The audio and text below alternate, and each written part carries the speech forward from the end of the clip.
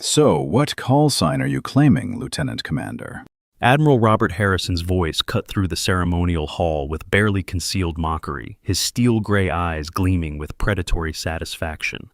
I'm genuinely curious what name you think you've earned here among real warriors.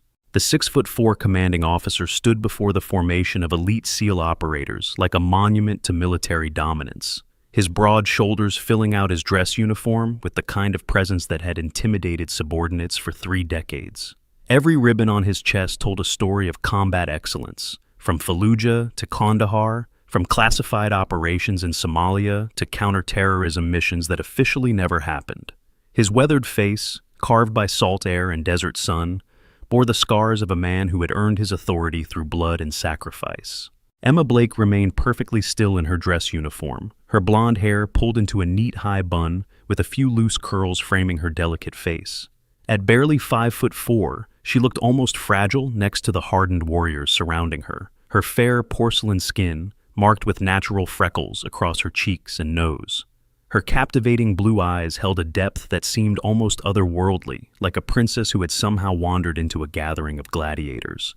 The fitted light gray t-shirt beneath her dress jacket and slim dark military pants only emphasized how out of place she appeared among these titans of special warfare. Snickers rippled through the assembled crowd of senior officers and foreign military attachés, the sound echoing off the marble walls of the ceremonial hall. This was the moment Admiral Harrison had been orchestrating for weeks. The final public demonstration that women had no place among America's most elite special operations forces. The ceremony hall, decorated with naval special warfare insignia and gleaming under formal lighting, fell silent as every eye turned to witness what they assumed would be Emma's ultimate embarrassment. "I wasn't assigned one, sir," Emma replied quietly, her voice steady despite the obvious trap being set.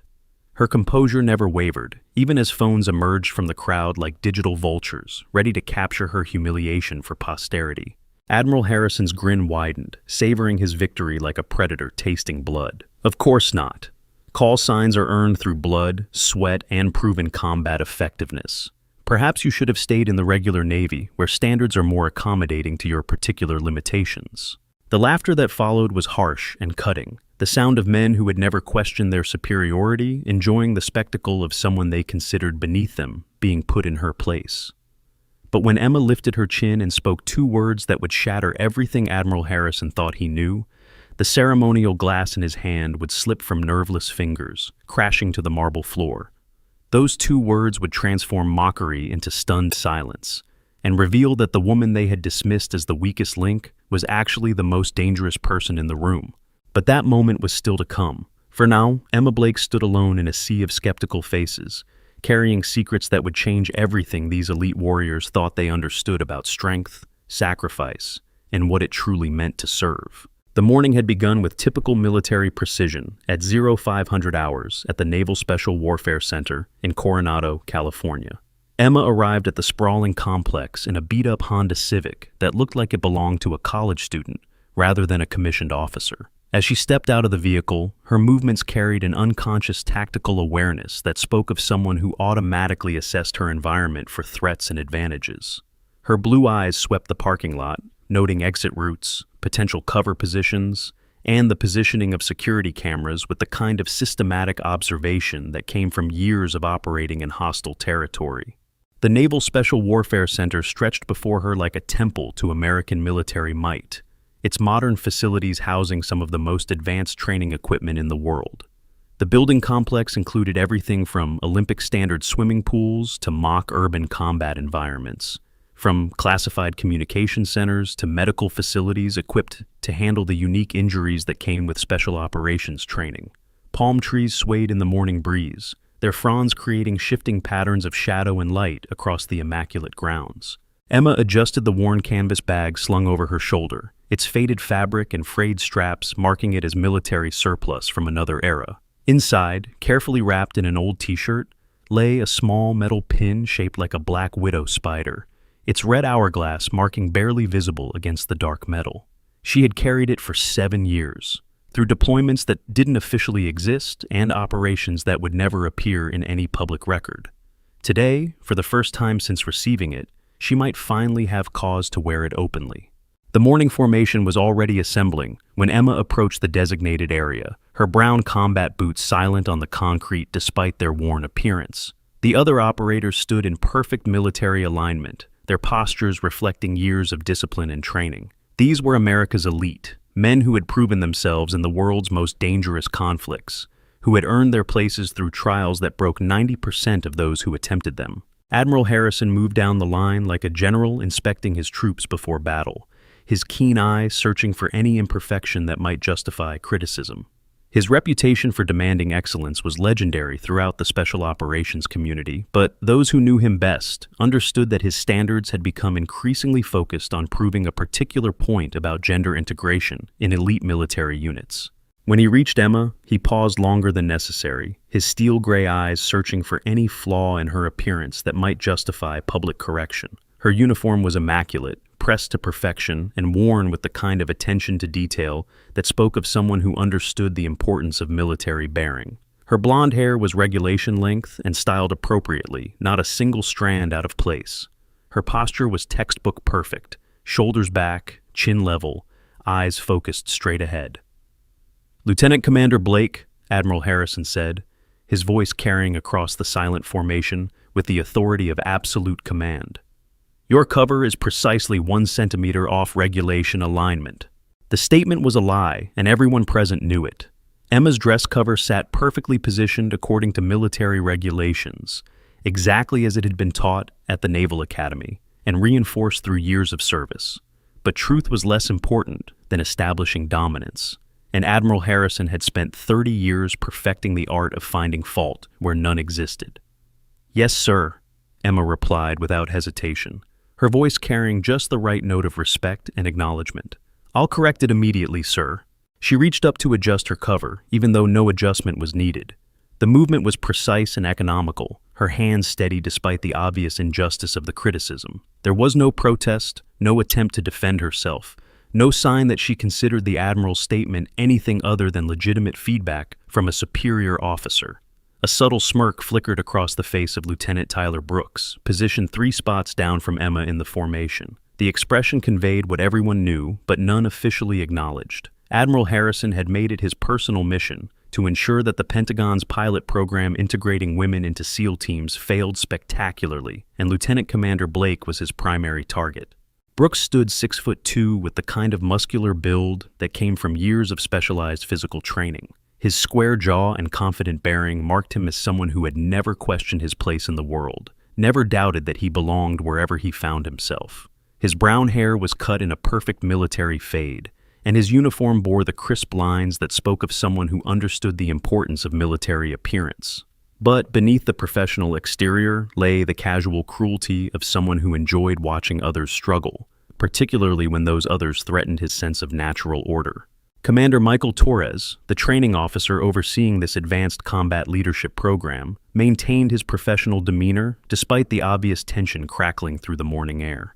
At 42, with 17 years in special operations, Torres had seen the changing tides of military culture and adapted accordingly. His weathered face bore the lines of someone who had made difficult decisions in impossible situations, and his dark eyes held the kind of depth that came from years of carrying classified secrets. He harbored his own doubts about female operators in certain combat scenarios, questions born from practical experience rather than prejudice, but he kept these concerns separate from his duty to provide equal training to all qualified candidates. The man had served in Iraq, Afghanistan, and operations across 3 continents that remain classified to this day. He understood that strength came in many forms, and that some of the most effective operators he had known looked nothing like the Hollywood stereotype of a special forces soldier.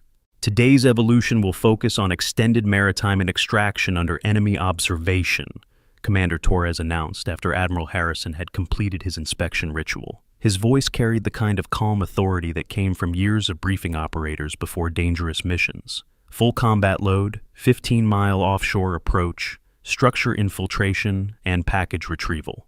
The operators maintained their disciplined silence, but subtle shifts in posture revealed their response to the announcement. This was an advanced exercise usually reserved for the final week of training, not day 15 of a 30-day program. The physical and mental demands would push even experienced SEALs to their limits.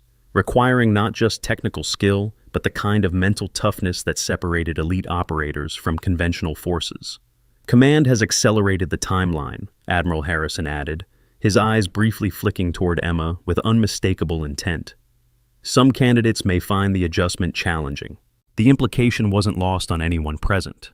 The timeline had been modified specifically to test Emma's limits before she could fully acclimate to the program's rigors. It was psychological warfare disguised as training modification, designed to create conditions where failure became not just possible, but probable. From which country around the world are you watching this incredible story unfold? Whether you're tuning in from bustling cities or quiet countryside, we're grateful to have you here witnessing Emma's journey. If stories of hidden strength and unexpected revelations speak to your heart, please hit that subscribe button and join our growing community of viewers who believe that true power often comes in the most unexpected forms. As the formation disbanded to prepare for the exercise, Lieutenant Brooks deliberately brushed past Emma with unnecessary force, his shoulder striking hers with enough impact to make her take a half-step backward. The contact was aggressive and intentional, designed to establish physical dominance while maintaining plausible deniability. "Hope you're a strong swimmer, Blake," he muttered, his voice pitched just loud enough for those nearby to hear. "Extraction weights got mysteriously heavier overnight. Wouldn't want you to have any accidents out there." Emma made no response, maintaining the same composed expression she had held throughout the morning briefing. Only the slightest tightening around her blue eyes betrayed any reaction at all. Her silence was not submission, but strategy, the patience of someone who understood that revealing her true capabilities too early would compromise a much larger objective. The equipment room buzzed with activity as operators prepared their gear for the challenging exercise ahead. The space was filled with racks of weapons, tactical equipment, and specialized gear that represented millions of dollars in advanced military technology. The air carried the distinctive scent of gun oil, neoprene, and the salt tang that seemed to permeate everything at the Naval Special Warfare Center. Emma moved through her equipment check with methodical precision, her movements economical and purposeful. When she lifted her tactical vest, she immediately noted the subtle difference in weight distribution. Someone had added approximately 2 pounds to the left side, enough to create dangerous imbalance during a long swim without being immediately obvious to casual inspection.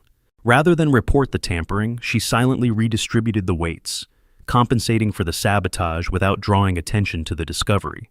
Her fingers worked with the kind of practiced efficiency that spoke of someone who had performed similar tasks countless times under much more dangerous circumstances. The movements were automatic, muscle memory built through years of preparation for missions, where equipment failure meant death. As she worked, Captain Jennifer Wells entered the equipment room, her naval intelligence insignia standing out against her otherwise unmarked uniform.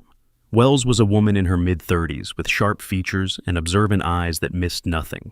Her presence at the training center was unusual, as naval intelligence typically maintained distance from special warfare training operations unless something extraordinary was occurring. "Lieutenant Commander," Wells acknowledged with a nod that conveyed more than simple recognition.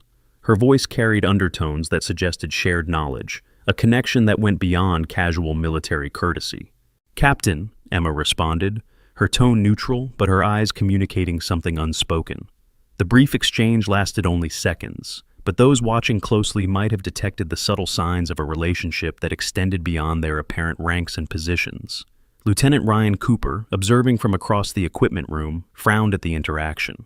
Cooper stood just under 6 feet tall, with the lean build of a distance runner, his red hair cropped short in military fashion.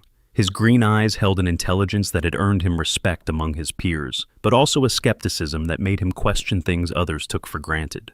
"Blake's got friends in interesting places," Cooper murmured to Brooks, his voice carrying just enough volume to ensure it would be overheard. "Naval intelligence doesn't usually take personal interest in training exercises." Brooks grinned, the expression holding more malice than humor. "Maybe they're documenting the failure for their diversity reports. Going to need plenty of evidence when this experiment falls apart." Their conversation drew curious glances from other operators in the room, men who had begun to sense that Emma Blake represented something more complex than a simple female integration candidate.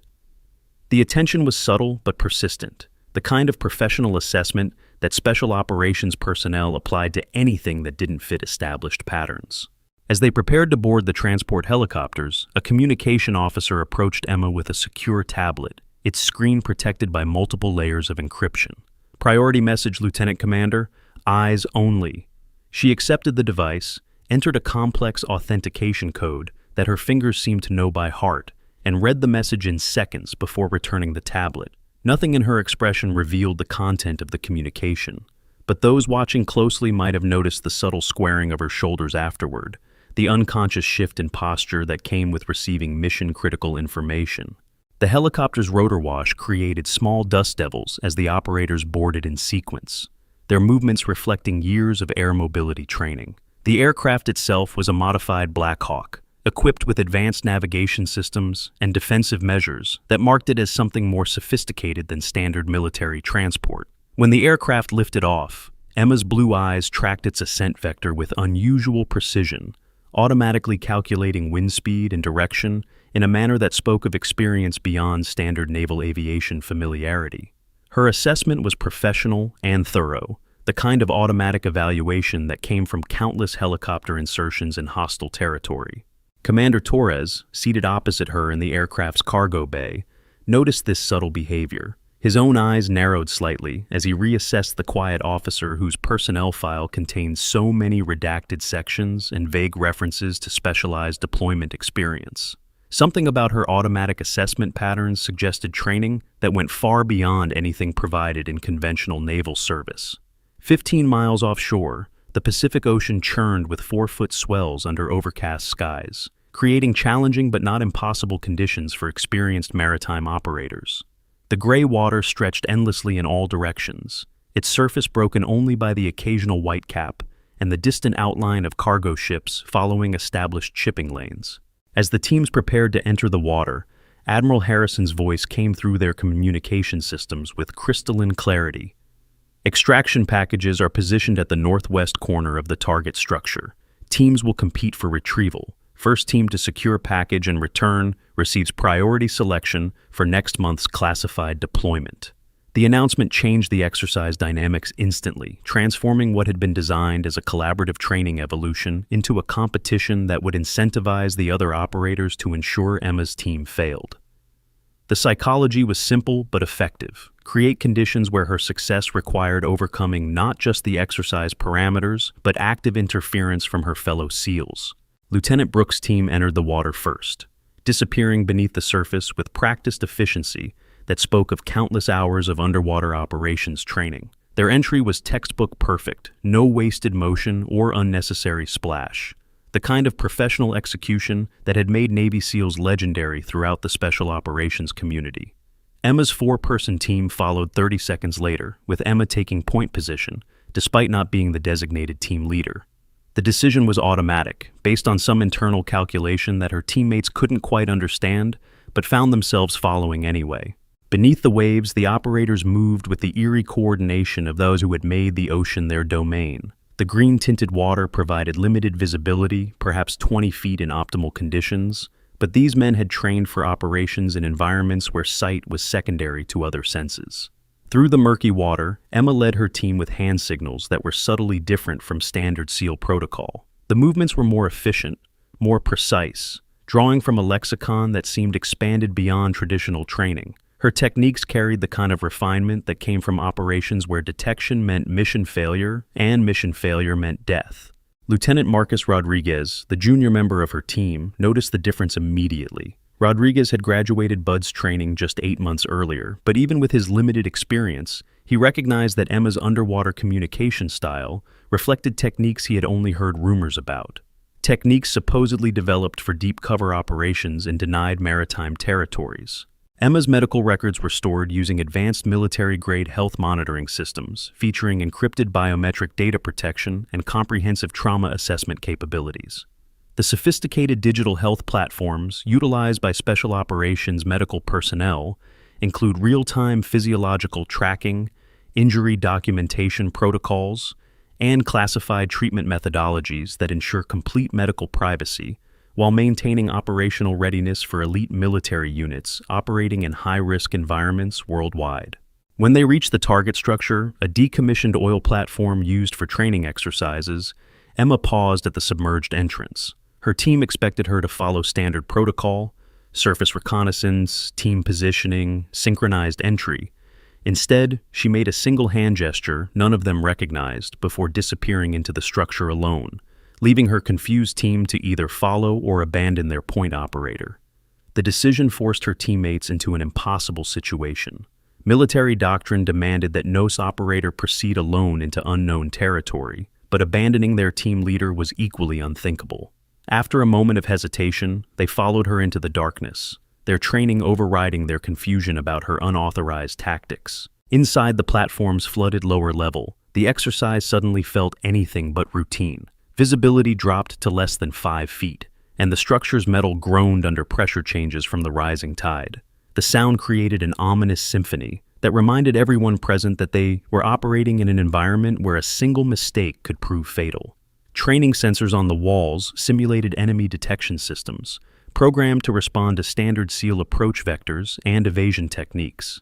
The technology was sophisticated, designed to challenge even experienced operators by forcing them to think beyond conventional tactics. Emma moved through the space like a ghost, her path seemingly random to her teammates, but systematically avoiding every sensor trigger point. Her route took her through spaces that appeared impossible to navigate, through gaps that seemed too narrow for human passage, around obstacles that should have blocked her advance. It wasn't luck or improvisation. It was intimate familiarity with systems her colleagues had never encountered in training, the kind of knowledge that came from classified briefings and operational experience that didn't appear in any official record.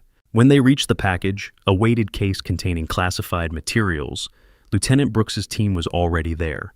Brooks himself had hands on the package, a victorious grin visible even through his rebreather as he prepared to complete what he assumed would be an easy victory. What happened next occurred so quickly that later accounts from team members would contradict each other, each operator seeing only fragments of a complex tactical sequence that unfolded in seconds rather than minutes. Emma executed a maneuver that momentarily disrupted visibility, created a tactical advantage through deliberate current manipulation, and somehow, without direct confrontation, resulted in her team securing the package, while Brooks's team found themselves responding to a perceived secondary threat that didn't actually exist. The technique was so smooth, so professionally executed, that even Brooks wasn't entirely certain what had happened. One moment he had possession of the objective, the next he was reacting to what appeared to be an enemy contact that vanished as quickly as it had appeared. By the time he regained situational awareness, Emma's team was already extracting from the structure with the package secured. As they extracted from the structure, package secured, Lieutenant Rodriguez couldn't shake the feeling that he had just witnessed something beyond the capabilities taught in any SEAL training program he had encountered. The woman leading them through the dark waters moved with the absolute certainty of someone who had done this under actual combat conditions, not training scenarios. Her confidence was complete, her decision-making instantaneous, her tactical awareness so advanced that she seemed to operate several steps ahead of everyone else in the water. These were not the capabilities of someone who had learned underwater operations in a controlled training environment. These were the skills of someone who had refined them through life and death experience in places where failure meant capture, torture, or death. Back aboard the command vessel, Admiral Harrison received the exercise results with poorly disguised displeasure. His weathered face, already marked by years of salt air and desert sun, darkened further as he processed the implications of what had just occurred. Time differential was minimal, he noted, dismissing Emma's team's clear victory with the kind of bureaucratic language that transforms success into statistical insignificance. Unconventional tactics suggest poor adherence to established protocols. Emma stood before him, with water still dripping from her blonde hair, her gray t-shirt clinging to her slight frame in a way that emphasized how physically unimposing she appeared compared to the massive men surrounding her. But her blue eyes held steady as she responded to his criticism. "The mission parameters prioritize successful extraction over methodology, Admiral," she replied, her tone respectful but unflinching. Adaptability under changing conditions is a core principle of special operations doctrine. The response was textbook correct, quoting directly from military doctrine that Admiral Harrison had helped write years earlier. But, coming from Emma, the words carried implications that made him deeply uncomfortable. She wasn't just following orders or reciting training mantras. She was demonstrating a level of tactical understanding that challenged his fundamental assumptions about her capabilities. Protocols exist for a reason, Lieutenant Commander, Admiral Harrison countered, his voice rising slightly as he felt his authority being questioned. Creative interpretation of rules might work in training scenarios, but real combat operations require disciplined execution of established tactics. A flicker of something, perhaps irony, perhaps challenge, crossed Emma's face before her features returned to their usual composed neutrality. For just an instant, something in her expression suggested that she had far more experience with real combat operations than anyone in the room suspected. "Yes, sir," she said simply. "Understood, sir." The brief exchange carried undercurrents that rippled through everyone present. Admiral Harrison had expected submission and found resistance. Emma had revealed capabilities that raised uncomfortable questions about her background and training. The other operators had witnessed techniques that challenged their understanding of what was possible within established doctrine. From across the deck, Captain Wells observed the exchange with careful attention. When her eyes met Emma's, a silent communication passed between them, one that carried years of shared understanding and suggested a relationship that went far deeper than their apparent military ranks. The tension is building, and if you're already on the edge of your seat wondering how Emma's secret will be revealed, show your support by hitting that like button. Your engagement helps us bring you more stories of ordinary people accomplishing extraordinary things when no one expects it. That evening, as the operators gathered in the Advanced Training Center's briefing room, Commander Torres announced the week's culmination ceremony with the kind of formal precision that marked all significant military events.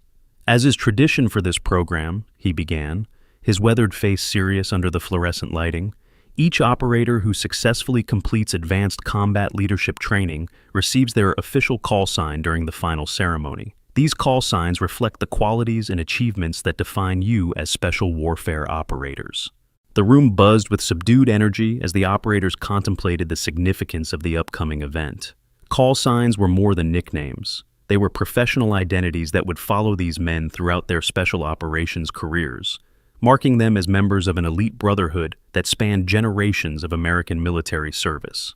Lieutenant Brooks glanced meaningfully at Emma, his eyes holding the kind of malicious satisfaction that came from anticipating someone else's humiliation. "Some traditions are earned, not given," he said, his voice pitched just loudly enough for those nearby to hear the implied challenge. "Admiral Harrison will personally present each operator with their call sign," Commander Torres continued, either ignoring or missing the hostile undercurrent in Brooks's comment. "The ceremony includes representatives from SOCOM, Naval Special Warfare Command, and several partner forces. It's a significant milestone in your careers." The weight of the announcement settled over the room like a physical presence. This wasn't just another training evolution or professional development exercise. This was a formal recognition that would mark their transition from conventional military service to the rarefied world of special operations, where missions were classified and operators worked in shadows that the general public would never see. After the briefing, as operators dispersed to their quarters to prepare for the coming ceremony, Captain Wells intercepted Emma in a secluded corridor away from the main flow of foot traffic. The hallway was dimly lit, its walls lined with photographs of previous graduating classes, their faces reflecting decades of American special operations history. "The Admiral has made his position clear," Wells said quietly, her voice barely above a whisper, despite the relative privacy of their location. Her sharp features were tense with concern that she struggled to keep professional. "Has he compromised the operation?" Emma asked, her own voice equally low, but carrying the kind of calm that came from years of dealing with mission complications. "No, he's behaving exactly as expected," Wells replied, her tone suggesting that Admiral Harrison's actions were part of a larger pattern that had been anticipated and planned for. "The final assessment comes at the ceremony. All parameters remain unchanged." Emma nodded once, the movement economical and professional. "And the package?" "Arriving tomorrow, 7 years to the day," Wells confirmed, her eyes studying Emma's face for any sign of the emotional weight that anniversary must carry. A shadow passed over Emma's features at the mention of the timeline. Not fear, but something deeper and more complex. Memory, perhaps? Or resolve hardened by years of patience and careful planning. The expression revealed glimpses of experiences that had shaped her in ways that went far beyond conventional military service. "Will you maintain position?" Wells asked, studying Emma's face with the attention of someone who knew exactly what signs to look for, What indicators might suggest that the strain of the mission was becoming too great to bear?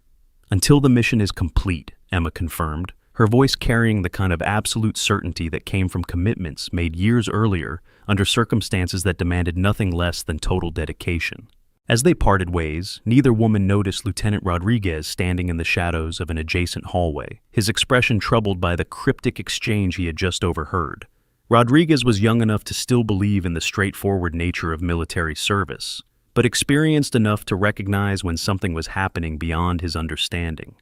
The following days brought a series of increasingly demanding training evolutions, each seemingly designed to isolate or disadvantage Emma while testing the limits of her patience and professional composure. The challenges came in forms both subtle and obvious, from equipment failures that occurred only during her exercises to briefing schedules that excluded her from key planning sessions. During a tactical planning exercise, Lieutenant Brooks deliberately excluded Emma from crucial strategy discussions, positioning himself and his allies to control the flow of information and decision-making. When the formal debrief session began, he criticized her contribution as insufficient, despite having systematically prevented her from accessing the information necessary to make meaningful input.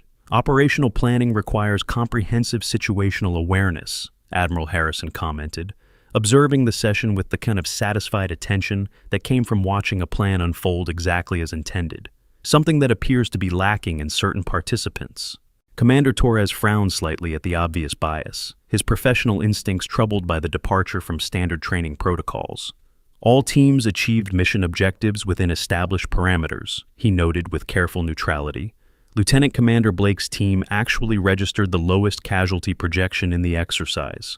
Theoretical projections are meaningless compared to actual field experience, Admiral Harrison dismissed, his voice carrying the authority of someone who had never been successfully challenged.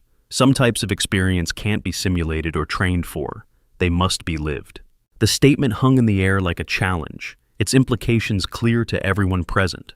Regardless of her performance in training scenarios, Emma lacked the combat experience that defined real operators. At least, that was the assumption underlying Admiral Harrison's confident assertion.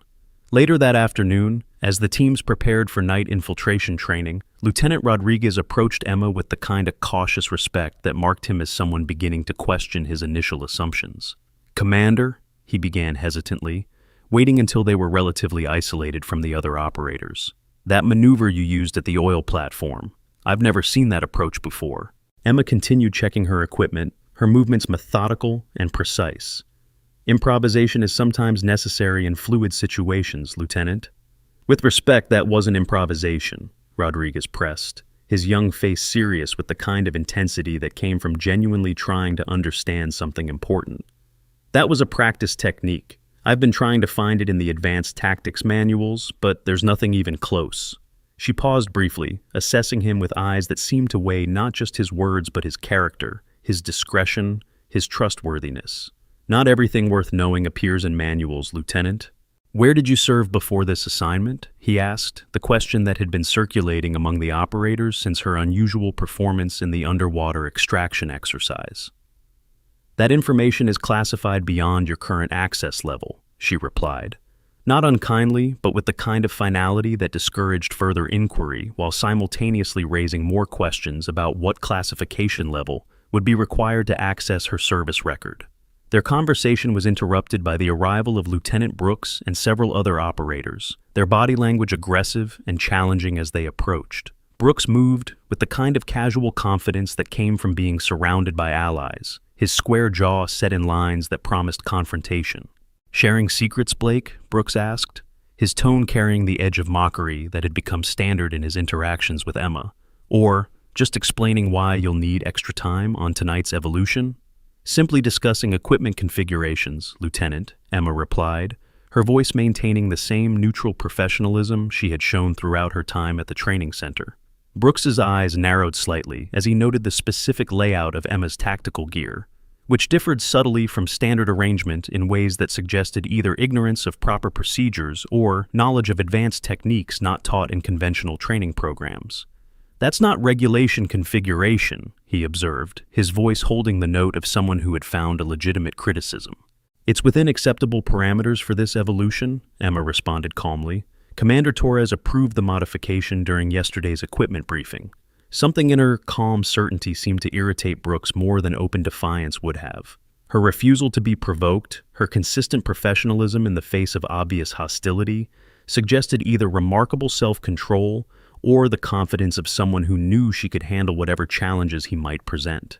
Just because they've lowered standards to accommodate you doesn't mean we have to pretend you belong here, Brooks said, dropping all pretense of professional courtesy and revealing the naked hostility that had been simmering beneath the surface of their interactions.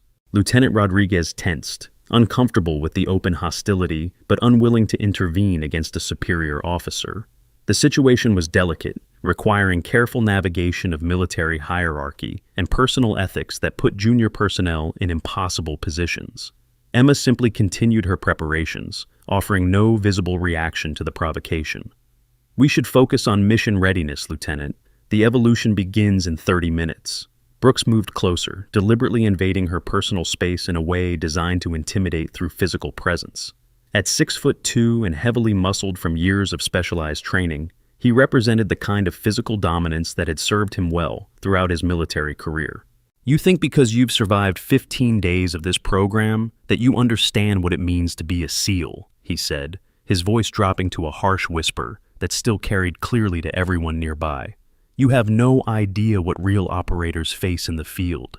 The life and death decisions, the weight of command when everything goes wrong and there's no support coming."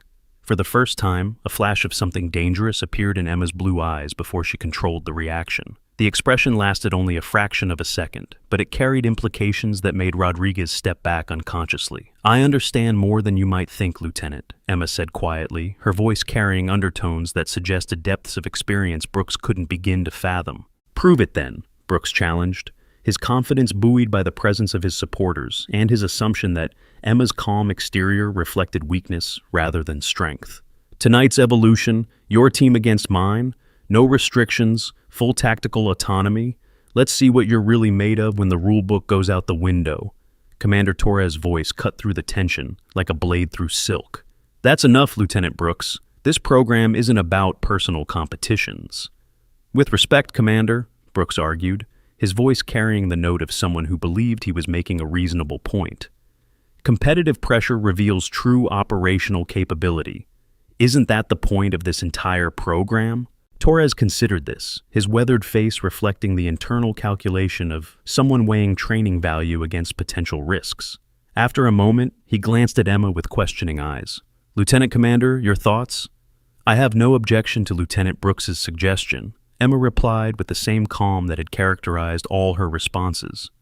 "Battlefield conditions rarely conform to training parameters. Adaptability under pressure is a valuable skill to assess." Something in her response seemed to surprise both Brooks and Torres, though for different reasons. Brooks had expected resistance or excuses, while Torres found himself wondering why someone in Emma's position would voluntarily accept additional challenges when she was already facing systematic attempts to undermine her performance. "Very well," Torres decided after a moment's consideration. "Tonight's evolution will feature direct competition between teams. Standard safety protocols remain in effect, but tactical approaches are at team leaders' discretion." As the operators dispersed to complete their preparations, Captain Wells appeared beside Torres with the silent efficiency that marked her as someone trained in surveillance and intelligence gathering. "Interesting modification to the training schedule," she observed, her sharp eyes tracking Emma as she moved efficiently through her pre-mission routine. "Not my preference," Torres admitted, his professional instincts troubled by the departure from established protocols. "But sometimes revealing moments emerge from unexpected situations." "Indeed they do, Commander," Wells agreed, her voice carrying implications that Torres couldn't quite decode. "Sometimes that's precisely the point." The night infiltration evolution unfolded under a moonless sky that provided perfect conditions for the type of covert operations SEALs specialized in. The darkness was absolute, broken only by distant city lights and the occasional aircraft navigation beacon crossing the star-filled sky above. Both teams inserted via fast rope from helicopters into densely forested terrain, 5 miles from their objective, a simulated enemy communication center hidden within the natural camouflage of California's coastal mountains.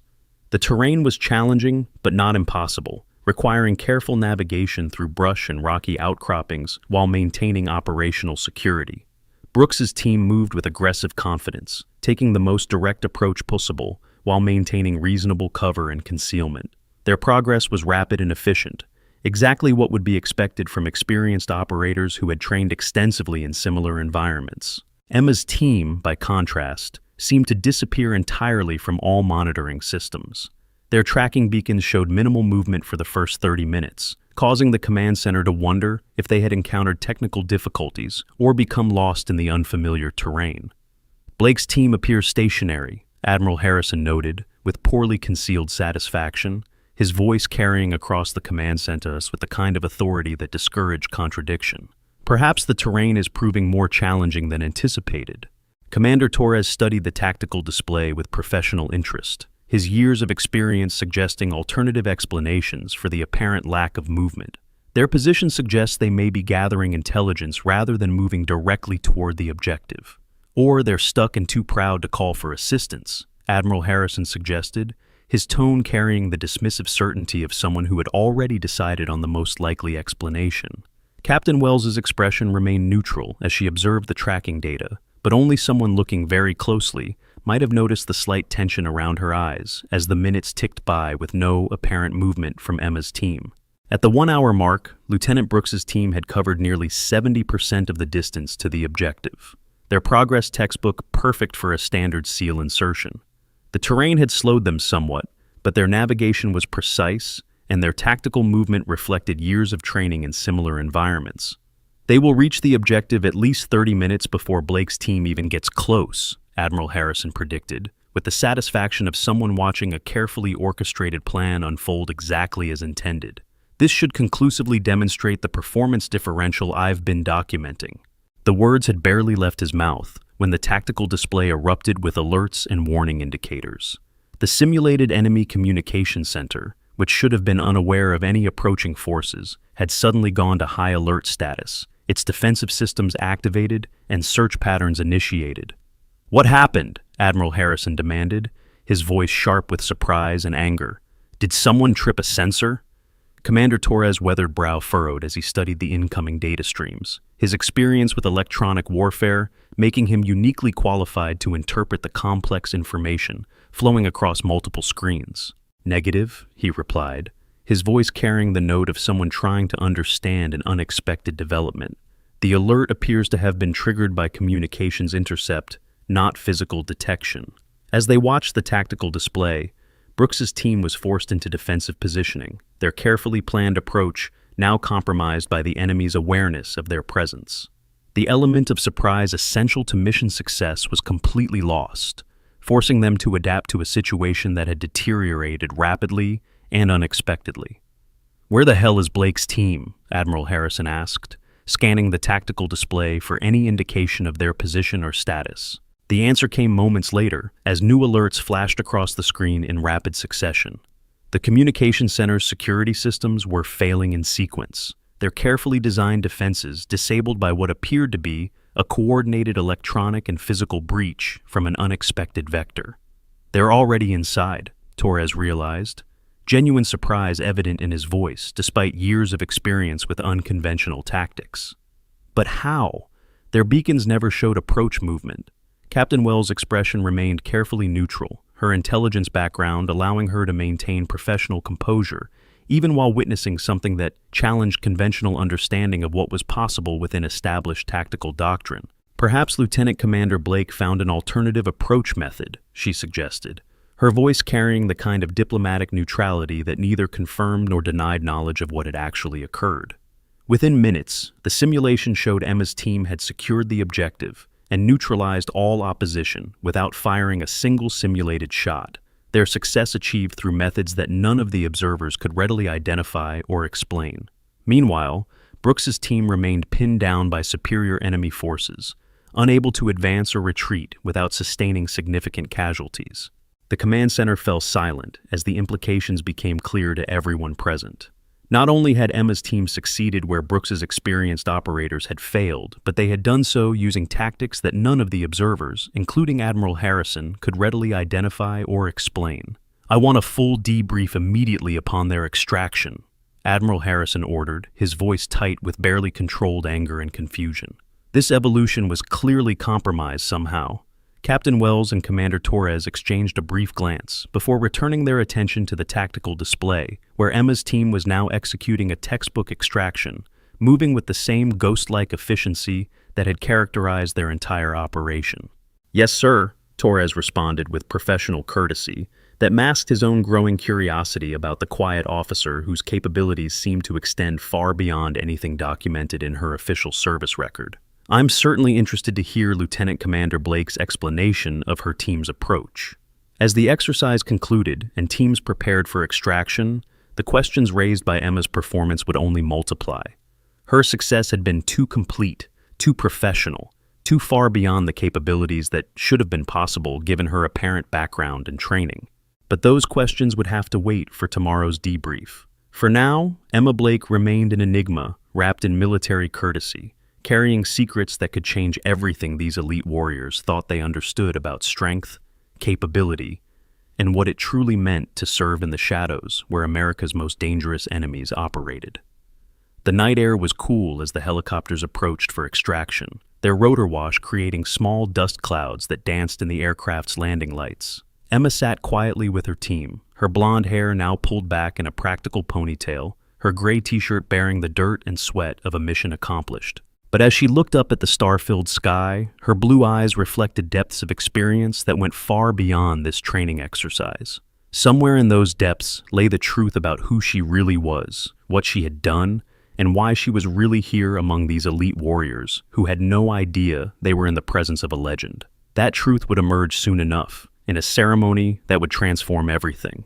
But for now, Lieutenant Commander Emma Blake remained just another trainee, carrying secrets that could reshape the entire landscape of American special operations, if she chose to reveal them. The helicopter lifted off into the darkness, carrying its passengers back toward a confrontation that would change everything.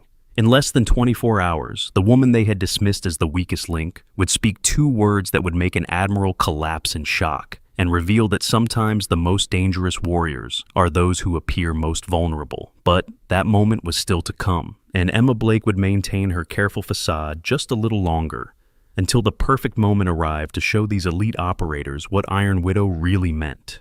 The debriefing room crackled with tension as Lieutenant Commander Emma Blake stood before the tactical display, methodically explaining her team's infiltration approach.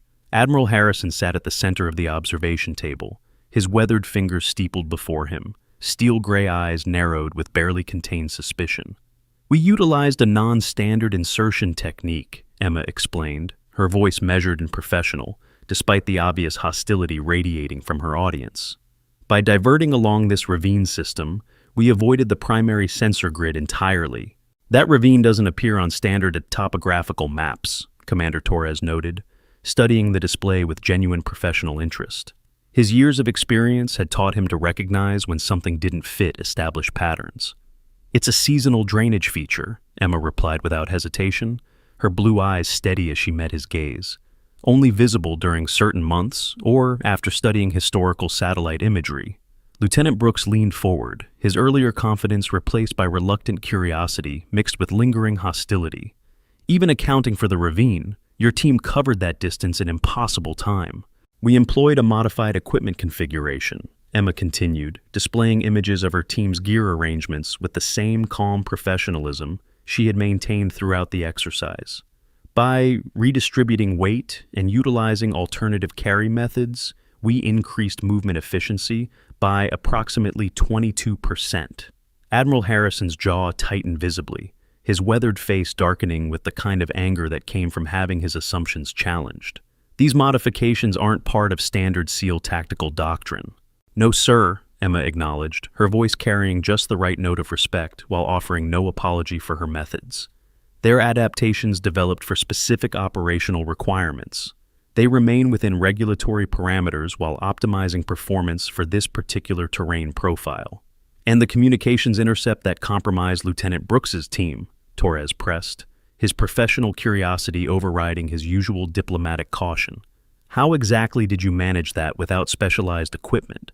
For the first time, a flicker of hesitation crossed Emma's composed features, barely perceptible but noticed by those trained to read human behavior under pressure. We repurposed standard issue communication gear with modified protocols. Impossible, Brooks interjected, his voice carrying the flat certainty of someone whose expertise was being challenged. Standard gear doesn't have that capability. Not with standard configurations, Emma agreed, her blue eyes meeting his challenge directly. But with certain adjustments learned during previous deployments, functionality can be significantly expanded. Admiral Harrison slammed his hand against the conference table, the sharp sound cutting through the room like a gunshot. Enough evasions, Lieutenant Commander. You employed classified techniques outside the scope of this training program. Techniques that you have no documented training or authorization to utilize. The room fell silent as all eyes turned to Emma, the weight of accusation hanging in the air, like smoke from a discharged weapon. Even Captain Wells, observing from the back of the room, tensed slightly at the direct confrontation. With respect, Admiral, Emma replied, her composure unbroken despite the obvious trap being laid for her. My full operational history and training record contains classified sections that aren't accessible at this briefing security level. I have Alpha 9 clearance, Admiral Harrison countered, his voice rising with the authority of someone accustomed to having his credentials open any door. There is no operation conducted by Naval Special Warfare that I cannot access. Something subtle shifted in Emma's expression. Not quite a smile, but the barest hint of knowledge held in reserve. Yes, sir, she said simply. The acknowledgement carried implications that rippled through the room like stones thrown into still water. If Admiral Harrison's Alpha 9 clearance didn't grant him access to Emma's full record, then whatever operations she had participated in existed outside standard Naval Special Warfare command structures, something theoretically impossible for a naval officer of her apparent rank and background. Captain Wells stepped forward smoothly, her movement calculated to diffuse the escalating tension. Admiral, perhaps we should continue this discussion in a more appropriate setting. Lieutenant Commander Blake's team achieved all mission parameters with exceptional efficiency. For training purposes, that outcome should be our primary focus. Admiral Harrison's eyes darted between Wells and Emma, clearly sensing layers of meaning in their exchange that he couldn't fully decode. This isn't over, Lieutenant Commander, he said finally, his voice carrying the promise of future confrontation. Commander Torres will complete the standard debrief. I expect your team's full report on my desk by 0800 tomorrow. As Admiral Harrison departed, the atmosphere in the room shifted perceptibly, tension giving way to curiosity and speculation.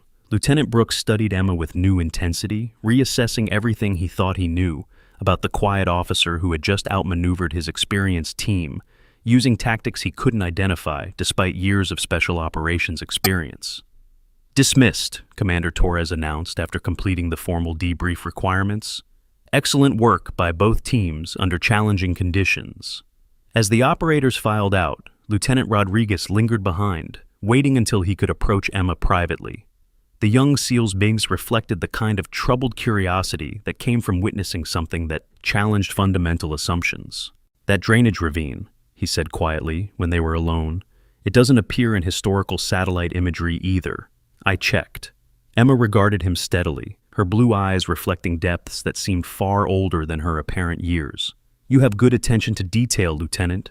My father served in special reconnaissance, Rodriguez continued, his voice barely above a whisper. He taught me that what isn't said often matters more than what is. Emma's expression softened, almost imperceptibly, recognition of shared understanding passing between them. Focus on the training, Lieutenant. This program has valuable lessons for everyone involved. Before Rodriguez could respond, Captain Wells appeared at Emma's side with the silent efficiency that marked her intelligence background. Lieutenant Commander, a moment of your time. Rodriguez nodded respectfully before departing, leaving the two women alone in the debriefing room. Wells activated a small electronic device that emitted a subtle hum, establishing a localized counter-surveillance field that would defeat most listening devices. The Admiral is accelerating his inquiries, Wells informed Emma, her sharp features tense with concern. He's requested your complete service record directly from Naval Personnel Command. They'll provide the official version, Emma replied, with the calm of someone who had anticipated this development years in advance. Yes, but he's also reaching out through unofficial channels, Wells pressed, her intelligence background making her acutely aware of the multiple avenues available for information gathering. Former teammates, previous commanding officers. people who might remember details that aren't in official files. Emma absorbed this information with the kind of professional assessment that came from years of operating in environments where intelligence and counterintelligence were matters of life and death. As expected, he's growing desperate. That makes him dangerous, Wells warned, studying Emma's face for any sign that the mounting pressure was affecting her resolve. It also makes him predictable, Emma countered, her voice carrying the confidence of someone who had planned for this exact scenario. The culmination ceremony is in 3 days. Everything remains on schedule. And if he attempts to remove you from the program before then? He won't, Emma said with quiet certainty that brooked no argument. His pride demands public vindication, not administrative maneuvering. He needs to prove he was right about women in special operations, especially to the visiting dignitaries and command staff. Wells nodded slowly, her intelligence training helping her recognize the psychological accuracy of Emma's assessment. The package arrived this morning, secure storage in my quarters until the ceremony. Any word on our ghost? Emma asked, referring to intelligence that remained classified even within their secure conversation. Still silent, Wells replied. But if our theory is correct, they'll make contact at the ceremony. It's their last opportunity. Emma's expression hardened almost imperceptibly, her blue eyes reflecting memories that carried the weight of 7 years. 7 years is a long time to wait for answers. Some missions require patience above all else, Wells reminded her, deactivating the counter-surveillance device. We're close, Emma. Don't lose focus now. The following morning brought new challenges designed to test Emma's limits, while providing Admiral Harrison with additional opportunities to document what he considered inevitable failure. The underwater extraction simulation was particularly demanding, requiring operators to navigate complex scenarios while managing equipment that pushed the boundaries of human endurance. Emma moved through the exercise with the same ghost-like efficiency that had characterized her previous performances, but today her actions drew different kinds of attention. Commander Torres found himself studying her technique with professional fascination, noting subtle details that suggested training far beyond anything provided in conventional naval service. Her underwater navigation was flawless, utilizing techniques that incorporated current patterns, thermal layers, and acoustic considerations in ways that spoke of extensive experience in real-world maritime operations. Her equipment handling reflected muscle memory, built through countless repetitions under actual combat conditions, not training scenarios. During a brief surface interval, Torres approached Emma with the kind of respectful curiosity that marked him as someone genuinely interested in understanding rather than criticizing. "Commander," he began, his weathered face reflecting years of special operations experience. "That approach you used in the thermal layer transition, I've never seen that specific technique before." Emma treaded water effortlessly, her blonde hair darkened by seawater, but her blue eyes still sharp with awareness. "Improvisation based on environmental conditions, sir." "That wasn't improvisation," Torres replied, his tone carrying the authority of someone who understood the difference between adaptation and practice technique. "That was a refined method that accounted for water temperature, current speed, and acoustic signature simultaneously." Emma's expression remained neutral, but Torres caught the brief flicker of assessment in her eye, the quick calculation of someone deciding how much truth to reveal. "Previous deployments provided opportunities to develop alternative approaches, sir," she said finally. "What deployments?" Torres asked directly, his command authority making the question impossible to dismiss. "That information is classified beyond this briefing level, sir," Emma replied, her voice respectful but final. Their conversation was interrupted by the approach of several other operators, including Lieutenant Brooks, whose competitive nature had been inflamed by Emma's continued success in scenarios where he expected her to fail. "Blake," Brooks called out, his voice carrying across the water with the kind of aggressive confidence that had served him well throughout his military career. "Impressive swimming. You must have spent a lot of time in hotel pools." The insult was crude and obvious, designed to provoke a reaction that would justify escalation. Emma simply continued her efficient movement through the water, offering no response to the provocation. "I hear you've got friends in high places," Brooks continued, emboldened by her silence. "Naval intelligence keeping tabs on their diversity project." The tension is building, and if you're already on the edge of your seat, wondering how Emma's secret will be revealed, show your support by hitting that like button. Your engagement helps us bring you more stories of ordinary people accomplishing extraordinary things when no one expects it. Emma's medical examination later that afternoon revealed details that added new layers to the growing mystery surrounding her background. The Navy Medical Facility was equipped with the most advanced diagnostic equipment available, designed to maintain the health and readiness of America's most elite warriors. Dr. Sarah Mitchell, the Chief Medical Officer for the Special Warfare Center, had examined thousands of operators throughout her career. Her experienced eye could read the story of a military career written in scars, muscle development, and the subtle signs that marked those who had faced combat. "Lieutenant Commander," Dr. Mitchell began, her professional demeanor masking growing curiosity about her patient, "I need to document some unusual scarring patterns for your medical record."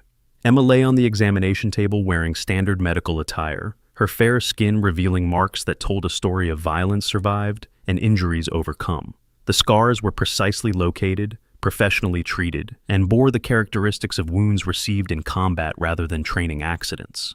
"These 3 marks on your abdomen," Dr. Mitchell continued, indicating surgical scars that ran in parallel lines, "appear to be from fragment wounds.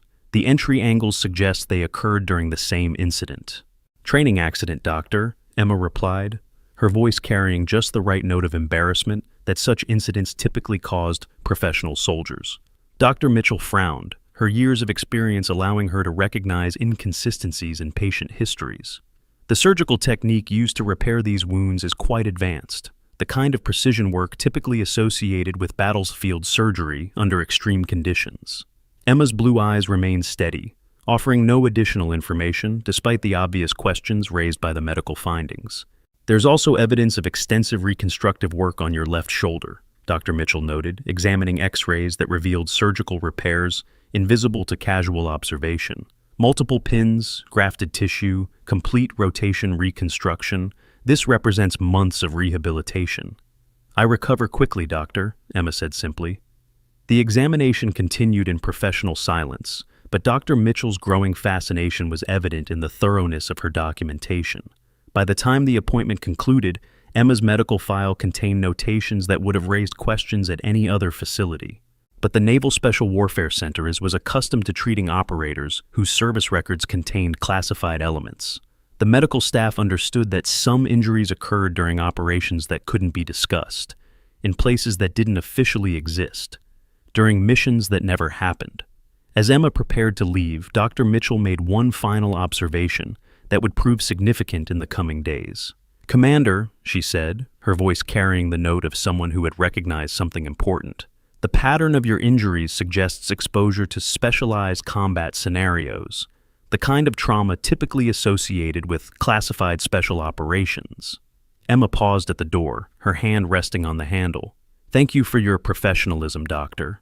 "Just doing my job," Dr. Mitchell replied, "though I suspect yours is far more interesting than mine."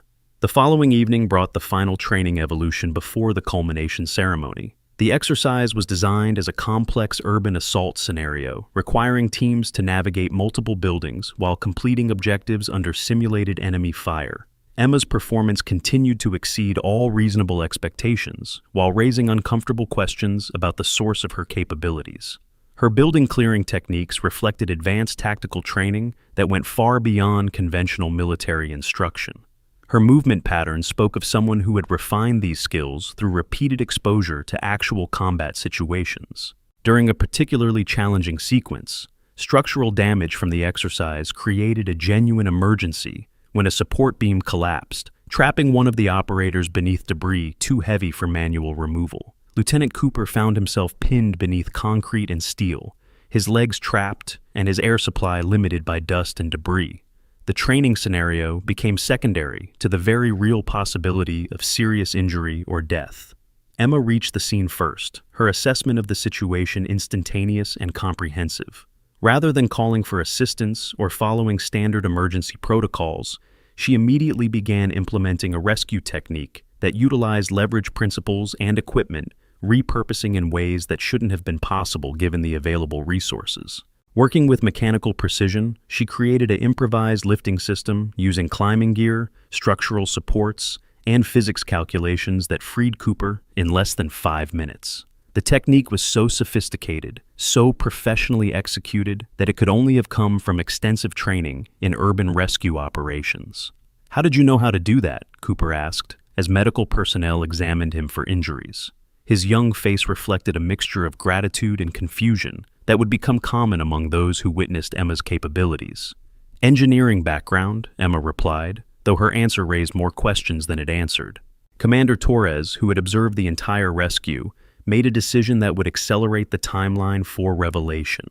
That evening, he placed a call to Naval Personnel Command requesting Emma's complete service record, including any classified sections that his clearance level would permit him to access.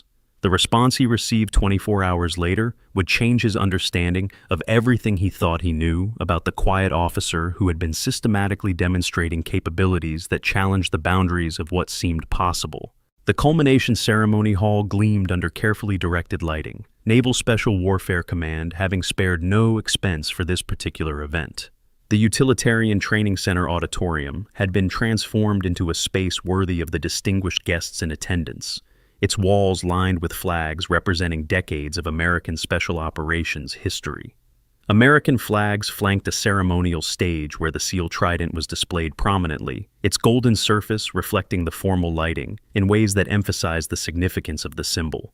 Officers in dress uniforms and foreign military attachés in their respective formal attire created a sea of medals, ribbons, and insignia representing decades of combined special operations experience. Admiral Harrison stood center stage, resplendent in his full dress uniform, with rows of decorations testifying to a legendary career that spanned 3 decades of special warfare. Behind him, Commander Torres and Captain Wells occupied positions of prominence alongside other senior officers, their formal bearing reflecting the weight of the occasion.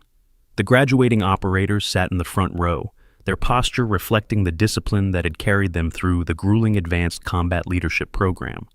These were men who had proven themselves worthy of joining America's most elite military units, and tonight would mark their formal recognition as special warfare operators. As the formal proceedings began, the atmosphere carried the weight of tradition and earned respect. Admiral Harrison approached the podium, his weathered features solemn as he addressed the assembled crowd with the authority of someone who had shaped naval special warfare doctrine for an entire generation.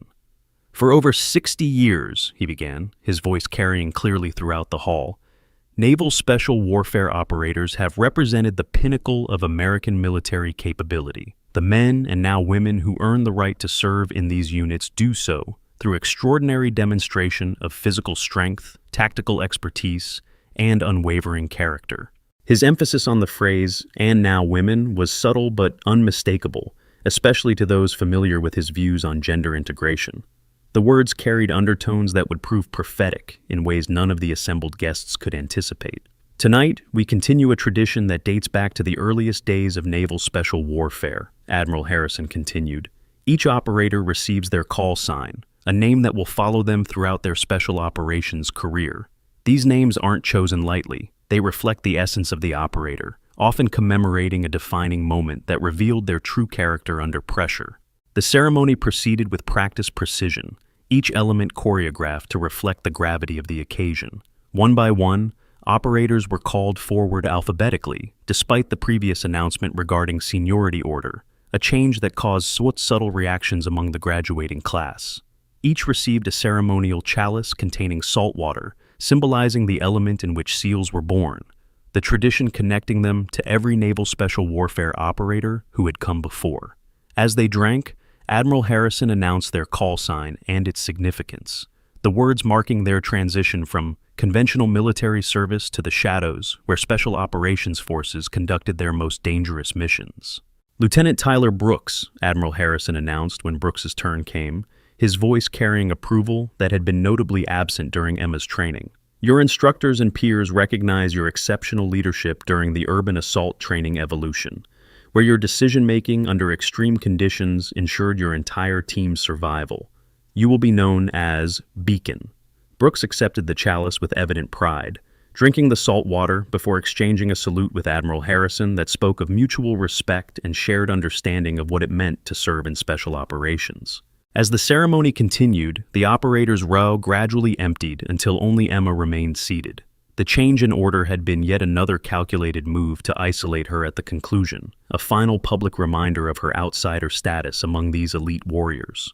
When all others had received their call signs, Admiral Harrison paused dramatically before addressing the assembly again. His weathered face reflected the satisfaction of someone about to deliver a carefully planned conclusion to months of strategic positioning. As many of you know, he said, his voice carrying the authority of absolute conviction, the integration of women into special operations roles represents a significant change to our historical composition. While the Navy follows lawful directives regarding this integration, it remains the responsibility of command to ensure all operators, regardless of gender, meet the unwavering standards that make our forces the world's most capable. The message beneath his diplomatic phrasing was clear to everyone present. The ceremony was about to conclude with a demonstration that would justify his months of systematic opposition to Emma's presence in the program. The Naval Special Warfare Insurance and Financial Protection Programs utilized comprehensive coverage systems designed specifically for high-risk military operations. These specialized financial security packages include life insurance policies, disability coverage, and investment portfolios tailored for special operations personnel, ensuring families receive maximum protection and financial stability even during classified deployments that carry significant operational risks and extended separation periods. Lieutenant Commander Emma Blake, Admiral Harrison finally called, his voice carrying a subtle but unmistakable challenge that promised the kind of public humiliation he had been orchestrating for weeks. Emma stood, her movement economical and precise despite the obvious weight of attention focused upon her. She approached the stage with the measured cadence of someone completely in control of every muscle, every expression, her blonde hair catching the ceremonial lighting as she moved through the suddenly silent hall. Nothing in her demeanor suggested anxiety or uncertainty, despite the obvious tension crackling through the air like electricity before a storm.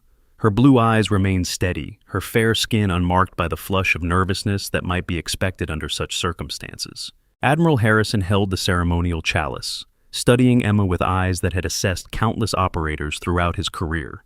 The moment stretched as he prepared to deliver what he anticipated would be the defining blow in his campaign against female integration in special operations.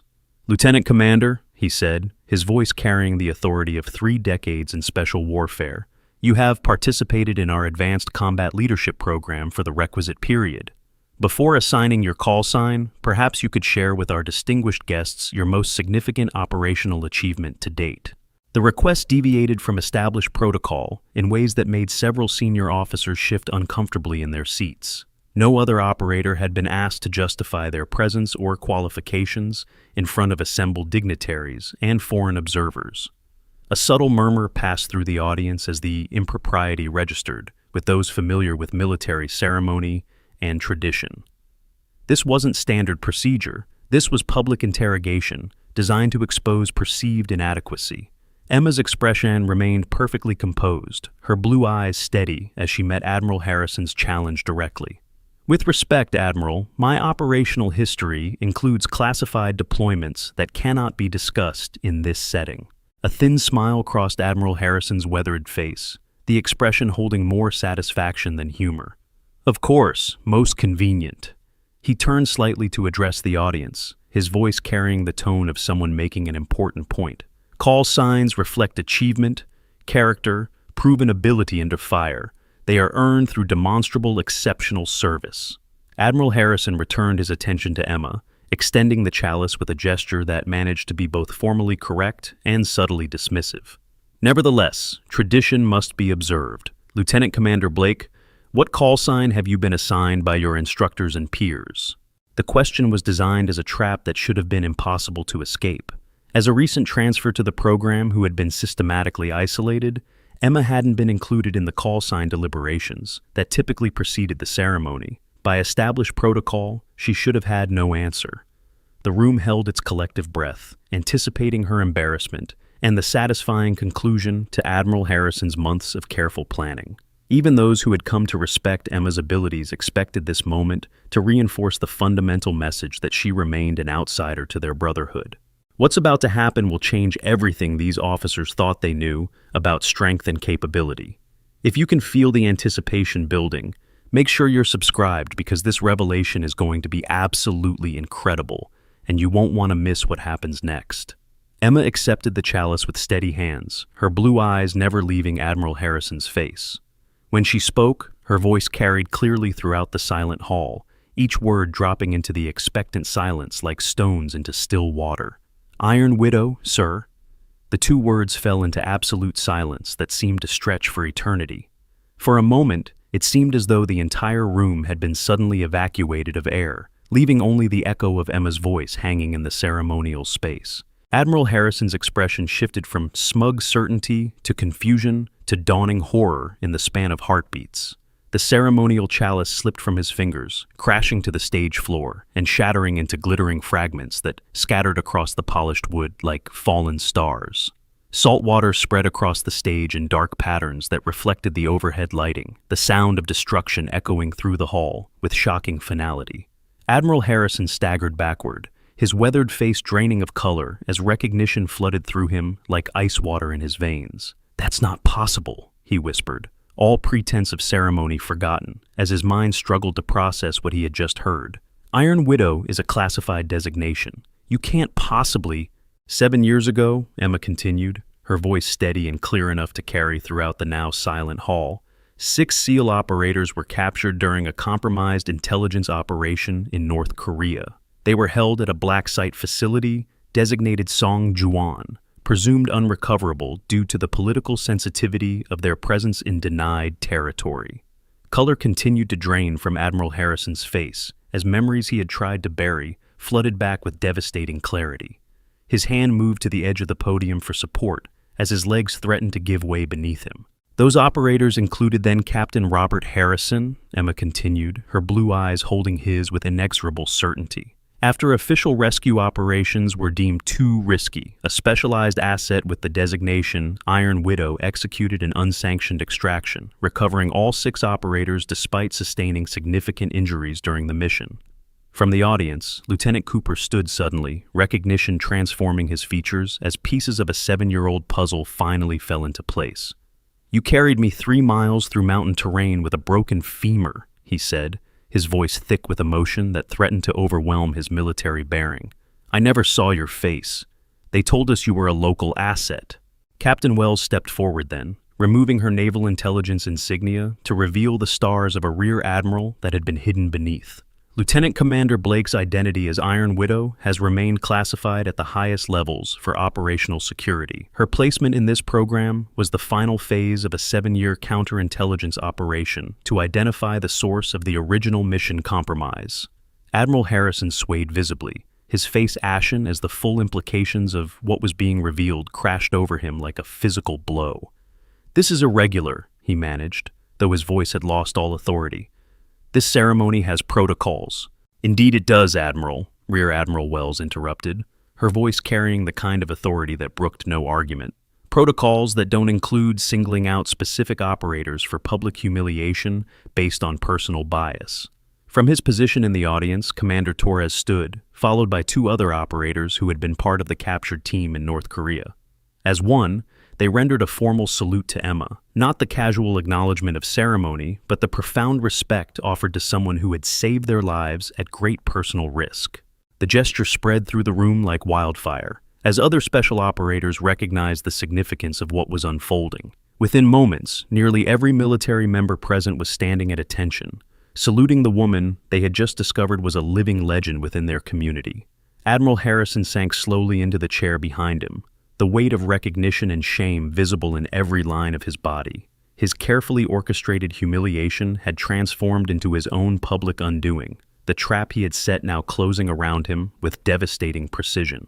Emma finally broke her composed silence, her voice carrying the kind of quiet authority that nonetheless reached every corner of the hall.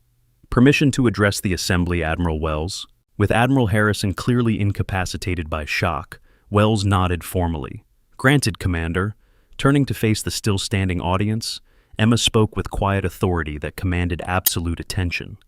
7 years ago, I made a promise to 6 men I pulled from that facility. I promised that I would find who betrayed them, no matter how long it took or how high up the chain of command the betrayal went. She unpinned something from inside her uniform jacket, a small metal pin shaped like a black widow spider, its red hourglass marking clearly visible as she attached it to her collar. The symbol carried weight that rippled through the assembled special operations personnel, like recognition of a legend made manifest. That mission ends tonight with the identification of the compromised source, Emma continued, her blue eyes finding Admiral Harrison's haunted face. The mission was compromised through a security breach at Naval Intelligence involving an Admiral's access codes. Those codes belonged to Admiral Robert Harrison, whose terminal was accessed while he was supposedly in a classified briefing. "I was in that briefing," Admiral Harrison protested weakly, his voice carrying the desperation of someone watching their carefully constructed reputation crumble. "I couldn't have—" "You left the briefing for 23 minutes, Rear Admiral Wells interjected, her intelligence background evident in the precision of her information. A fact confirmed by multiple witnesses and security logs. During that time, your personal codes were used to access highly classified information about the North Korean operation." "That doesn't prove intent," Admiral Harrison argued, desperation entering his voice as he grasped for any defense that might preserve some fragment of his reputation. "It could have been negligence, leaving my station unsecured, which is why Lieutenant Commander Blake was assigned to this program," Wells finished with the finality of absolute certainty. "To observe your reaction when confronted with the operative who saved the men your negligence nearly killed. Your systematic attempts to break her, to drive her out of the program, revealed a pattern of behavior consistent with someone desperately trying to protect their reputation at all costs." The hall remained silent as the full implications became clear to everyone present. Whether through negligence or something worse, Admiral Harrison's actions had nearly cost 6 operators their lives. And for 7 years, he had never acknowledged responsibility, instead building his reputation on their successful rescue, while simultaneously working to undermine the very programs that had made that rescue possible. In the heavy silence that followed, Lieutenant Brooks stepped forward. Without speaking, he removed his newly awarded trident pin and placed it on the stage before Emma, a profound gesture of respect that acknowledged her as the true embodiment of everything the insignia represented. One by one, other operators followed suit until a small collection of trident pins lay at Emma's feet, a spontaneous recognition of her status among them that transcended formal ceremony or official designation. Admiral Harrison watched this unprecedented display with visible distress, his authority evaporating, as the men he had commanded recognized the woman he had tried to destroy as their superior in every way that mattered. "This is highly irregular," he repeated, though his protest sounded hollow even to his own ears.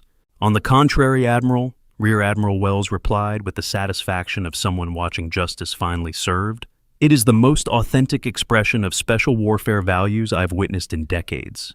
These operators recognize one of their own, perhaps the best among them, regardless of gender or background. They honor excellence, courage, and sacrifice, precisely as they were trained to do."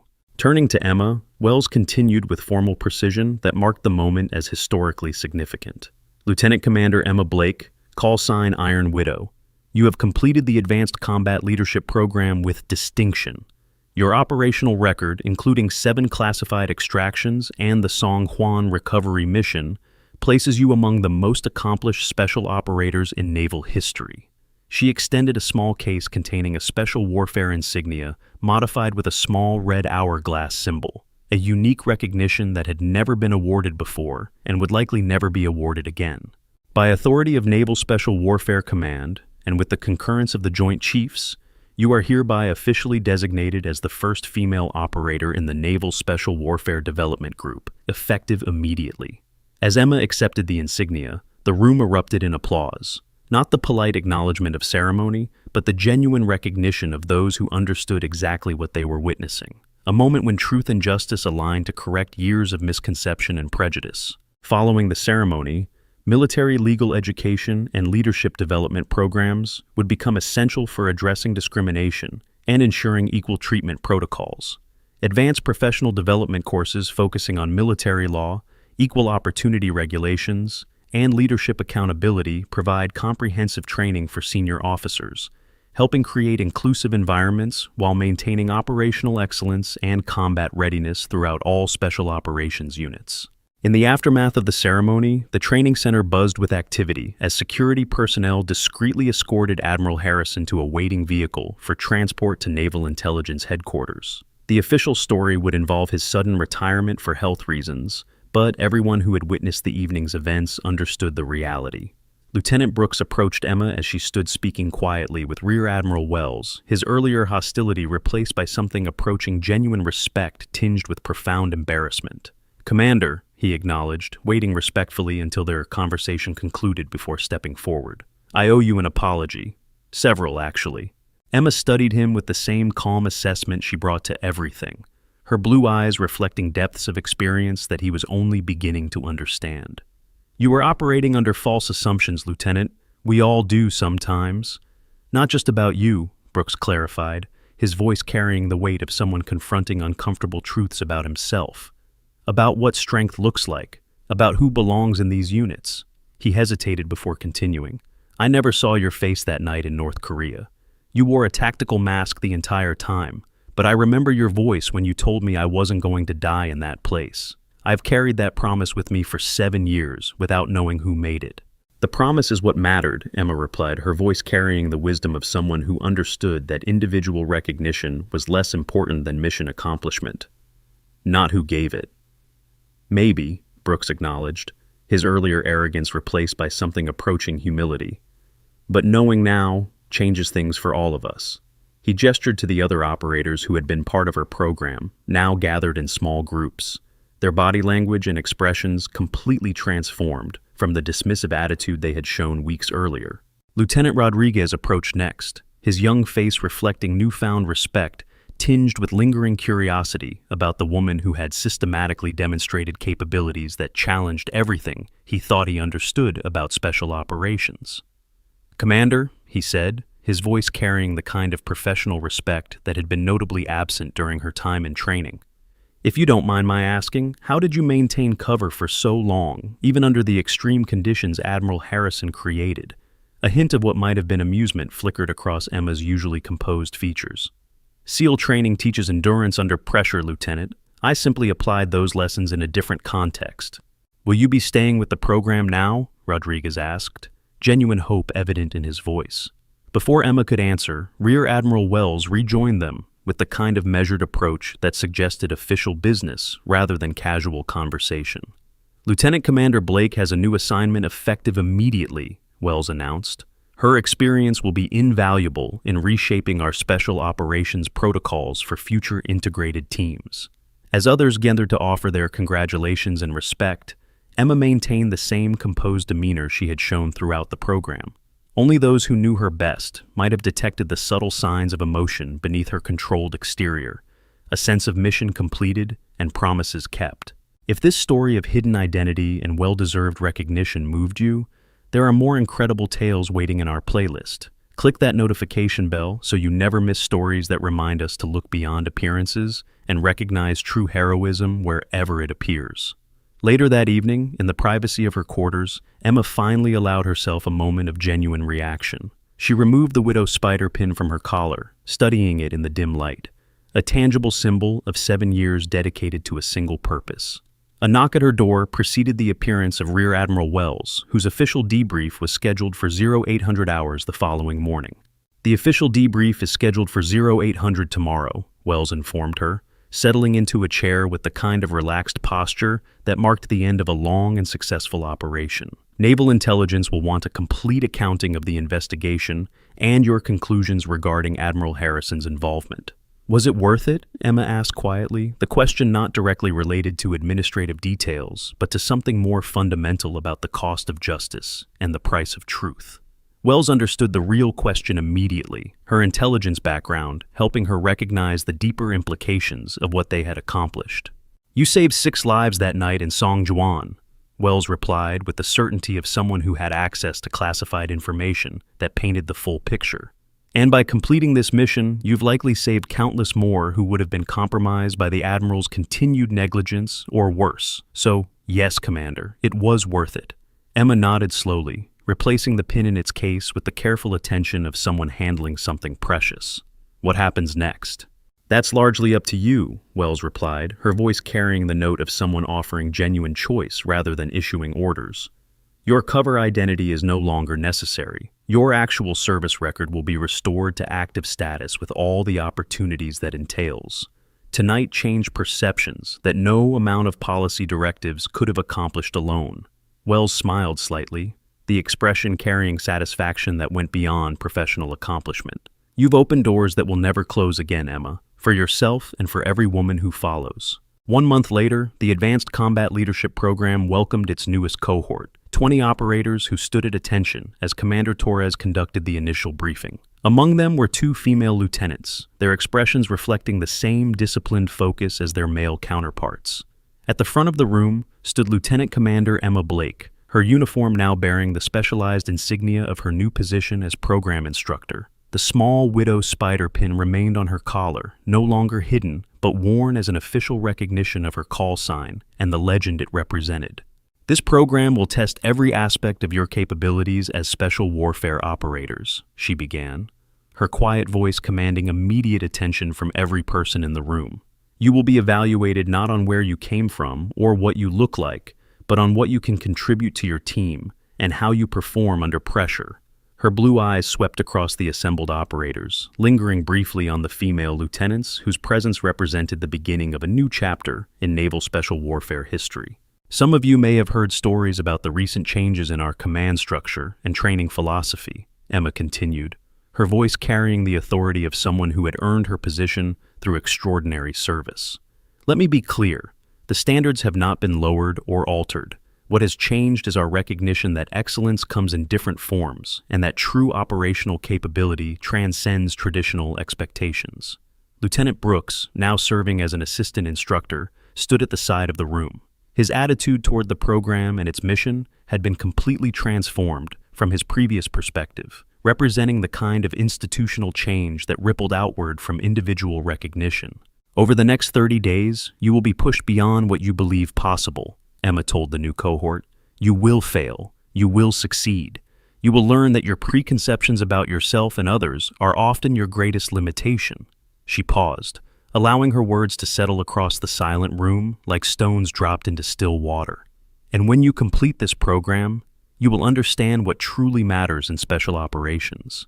Not who you are, but what you bring to the mission and how completely you are willing to commit to something greater than yourself. As the briefing concluded and the new operators filed out to begin their first evolution, Lieutenant Rodriguez approached Emma with the kind of respectful curiosity that had characterized his interactions with her since the ceremony. "I've been meaning to ask, Commander," he said, his voice carrying genuine interest rather than challenge.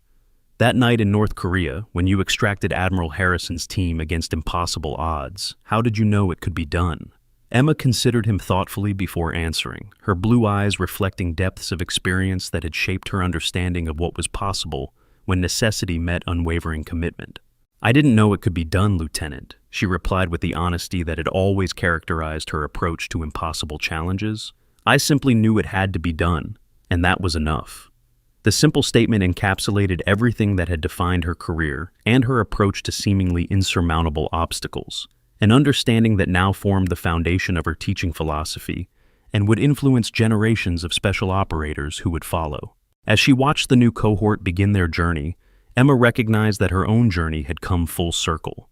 The mission that had begun in darkness 7 years ago had finally reached its conclusion in the light of public recognition, not for her personal glory, but for the principle that true excellence deserved acknowledgement regardless of its source. The widow pin on her collar caught the morning light, its red hourglass symbol no longer a mark of secret identity, but a proud declaration of capability and service. A visual reminder that sometimes the most formidable warriors were those most easily underestimated. But her story wasn't quite over. That evening, as Emma sat in her office reviewing training schedules and operational protocols, an encrypted satellite phone rang with the distinctive tone that indicated the highest priority communication. She answered on the second ring, her voice professional despite the late hour. "Iron Widow." "Commander, this is Colonel Martinez, Joint Special Operations Command." The voice on the other end carried urgency that cut through the formal introduction. "We have a situation requiring your specific expertise." Emma's grip tightened slightly on the phone, years of operational experience allowing her to read the subtext in the colonel's tone. "I'm listening." "3 of our deep cover operatives have gone missing in Eastern Europe. Before they disappeared, they managed to transmit a single word: widow." Emma felt her blood turn cold, the implications of that single word reverberating through 7 years of carefully maintained operational security. If someone was using her call sign, if her identity had been compromised at the operational level, then everything she thought she had accomplished might be in jeopardy. When? She asked, her mind already shifting into the analytical mode that had served her through countless missions. 48 hours ago.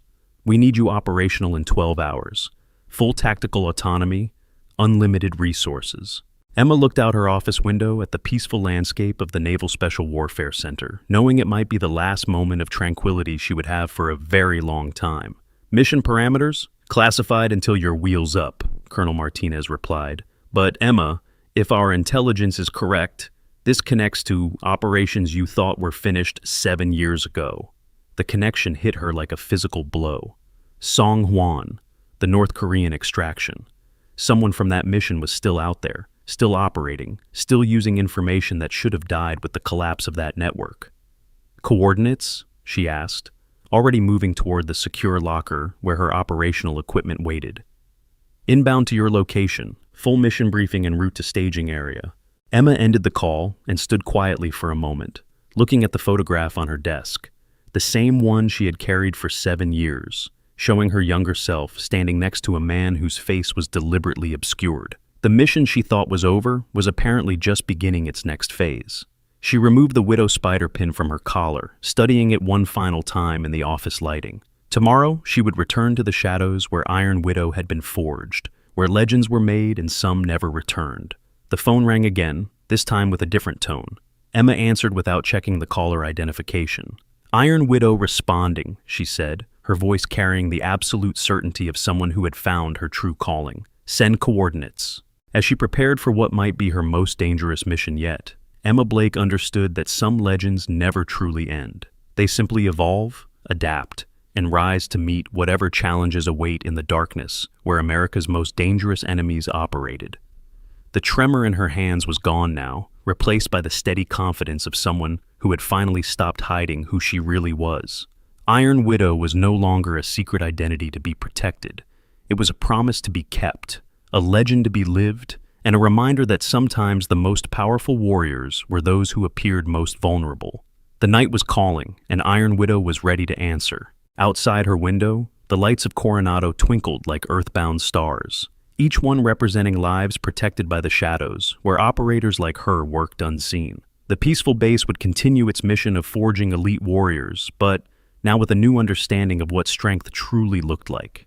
Emma packed her gear with the methodical precision that had carried her through countless deployments. Each item had its place, each piece of equipment representing capabilities earned through sacrifice and proven in blood.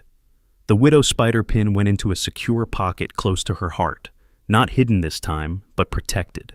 As she sealed her equipment case, Emma reflected on the journey that had brought her to this moment. 7 years ago, she had pulled 6 men from a North Korean prison and promised to find who had betrayed them.